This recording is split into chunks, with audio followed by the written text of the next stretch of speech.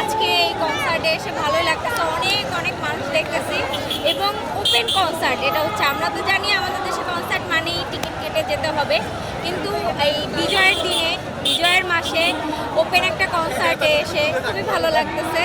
আর তার সাথে সাথে আরও ভালো লাগতেছে যে আজকে আমাদের বিজয় দিবস, সেই অনুযায়ী সব কনসার্টে তো টাকা দিয়ে ঢুকতে হয়, কিন্তু এই কনসার্টে আমাদের কোনো টাকা লাগতেছে না, ফ্রি ফ্রি জিনিস সবারই ভালো লাগে, তাই আমারও ভালো লাগতেছে, আপনারও মনে হয় ভালো লাগবে আশা করি। এখানে কনক চাপা যে ম্যাম আছে, ওনার গান আমার খুবই খুবই ভালো লাগে, ওনার আমি অনেক বড় একজন ভক্ত। আমি আসছি খিলগাঁও গোরান থেকে। জেমস এবং আর্টসেল এবং শিরোনামহীন এই তিনজনের জন্য আমি তার গানটা বেশি উপভোগ করি এবং তার জন্যই এই কনসার্টে মূল আসা। জেমস, আর্টসেল, শিরোনামহীন, ওর গান অনেক আগের থেকেই শুনি, তো তার জন্য আর কি। যে মজা পাইছি ভাই, যে মজাটা পাইছি এই মজার মতো মজা আর জীবনে পাই নাই ভাই, এত মজা পাইছি। মনে হচ্ছে আজকে আসলে একটা ঈদের দিন। আগের তুলনায় এখন অনেকটাই ভালো, যে আমরা ওপেনলি চলাচল করতেছি। আর এত মানুষ আমার মনে হয় কোনো কনসার্টে আগে হয়নি, এটাই মনে হয় ফার্স্ট। আর সবাই অনেক, আমার মনে হয় সবাই মনের খুশিতেই আসছে, কেউ ওরকম না। আর বিজয় দিবসের এমনিতেও এরকমভাবে ওপেন কনসার্ট আগে কখনো বাংলাদেশে হয় নাই, এটাই মনে হয় ফার্স্ট। তো সর্বোপরি সব মিলিয়ে আর কি খুব ভালো, আর আমাদেরও ভালো লাগছে।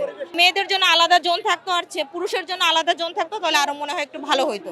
লাইফে ফার্স্ট টাইম আসছি কোনো লাইভ কনসার্টে, ভালো লাগছে, এনজয় করতেছি।